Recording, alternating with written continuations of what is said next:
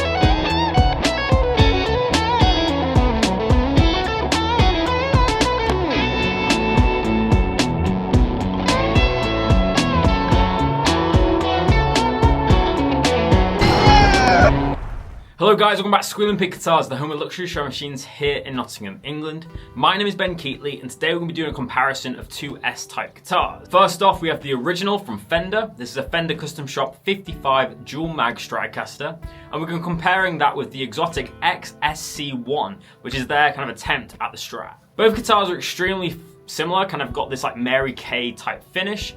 So first off, let's have a look at the Fender and talk about the specs of the OG Strat. Okay, so the first guitar we're going to be going over today is the original Stratocaster, so the Fender Custom Shop recreation of like a 1955 Stratocaster. So you've got the maple board on this one. So I've actually got the Floor Traveler, which comes with every single Fender Custom Shop guitar. Basically, it's a detailed spec sheet that travels around the factory with the guitar every step of its journey. So I'll be using that to kind of reference the specs for today. As you can see, we've got the certificate of authenticity as well in this leather-bound booklet. Fender really do a good job when it comes to presentations of their custom shop instruments. So this was made on the 3rd of March of 2019, and it's a limited 55 dual mag Stratocaster Journeyman relic. Quite a classic look for a Strat. Obviously, you've kind of got the maple board of the 50s. 50s Strats have really thick necks as well, so this kind of got that baseball bat. We then have an ash body, so these in the 50s were made out of ash, so you can see the wood grain through the translucent finish. Very nice and light. And I've been seeing this quite a lot. It's like a gold anodized pick guard on top of like a white blonde finish. Looks a bit like the Mary Kay one that they've done. 3 single coils, 1 volume, 2 tones, 5-way switch. You've got your classic Fender tremolo, vintage style tuners. It's how a Strat was made to be. But as this is a custom shop guitar, we've got some pretty cool kind of bonus features like a tone blend, and we've also got a dual mag setup in this one. So these pickups here are the 55 dual mags. To my ear anyway, they have a very authentic vintage tone to them. They're definitely more bass heavy and a little bit cleaner than the Xotic pickups. Obviously hand wound as they're from the custom shop. This is what they call the Journeyman relicking. So it's supposed to be a guitar that doesn't have a lot of relicking done to it. But I would say that this is definitely one of the heavier Journeyman relics that I've seen, especially on the fretboard. Obviously there's a lot of gouges out of that fretboard, a lot of sanded down areas on the neck. And I guess the body's more in line with what a Journeyman relic would be, so you basically have lots of lacquer checking, a few dents to the finish, but nothing too crazy. I really like the relicking that they've done to the body. I do think the neck is a little bit overkill though. So some cool features on this one, obviously it's 21 frets, but we have a compound radius, so it's 7.25 inches to 9.25 inches. And we've got a 54 soft V-neck, but it's still very, very thick. So that is the kind of traditional Strat. Let's see what the specs of the Xotic guitar are like. So here's the challenger for today's episode, and we have the Xotic XSC1, which is obviously their go at the Stratocaster. This guitar looks like we've taken that 55 inspired Strat and brought it into the 21st century. So obviously a very similar finish, kind of got that light kind of blonde finish, which is warm through in areas. The only difference really is that we've got a roasted maple neck, which is heavily flamed. This is a beautiful piece of maple, and I really like the mineral streak around here. Very nice satin finish, very in line with kind of the Ibanez AZ to the feel of the finish, and we've got a little bit of a kind of gloss over the inlay there. So it's important to note that both of these guitars in this episode are made out of California.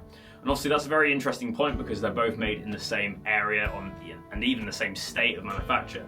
So the taxes and the cost to make a guitar should be fairly similar for both brands. So in terms of bodywood, we've got an ash body just like the Stratocaster. So it's nice and light, has some really nice figuring in it that you can see through this translucent finish. I'd say that this ash is a little bit more figured than the Fender one. And then we actually have the Mary Kay finish on this guitar, so it's kind of like a blonde colour, very, very thin nitrocellulose lacquer. Got light aging on this one, obviously a roasted flamed maple neck.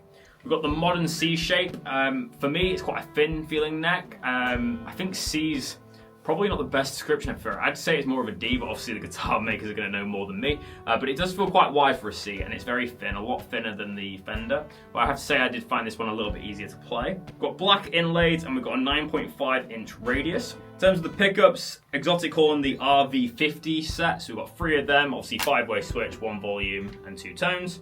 No push-pull switches or anything fancy going on there. Obviously the added bonus to this guitar is that you get the gold hardware, so it looks a little bit more like the Mary Kay. And we basically have the same tuners as the Fender, but these are Goto instead of Fender locking. And we basically got the same tuners, but these are actually, well, a vintage style, but they're actually locking and they're from Goto, whereas obviously the Fender Strat is Fender. We also have the Goto gold tremolo, and we've got 5 springs in the back there. This is a very stunning piece, obviously very, very reminiscent of the Fender Strat. Obviously it's basically a Fender copy. Also, it's important to note that Xotic don't have like a big leather-bound booklet. It's just a little kind of spec sheet like this. But I do think they have some design elements that are quite unique to an Xotic. Really reminds me of a Sur when you hold it in your hand. It's a little bit thinner on the body than a usual Stratocaster, and obviously it's a little bit more contoured than a Strat. But that's the specs of both these guitars. So let's plug them in and see how they sound. So welcome to the tone demo of today's episode. Obviously we're going to be doing a comparison between this Xotic guitar and the Fender guitar. So I'm going to play the same thing on both instruments and then just cut between them. I'm going to do basically clean tones on each pickup, and then we'll do the same for some distortion. So this is the neck pickup.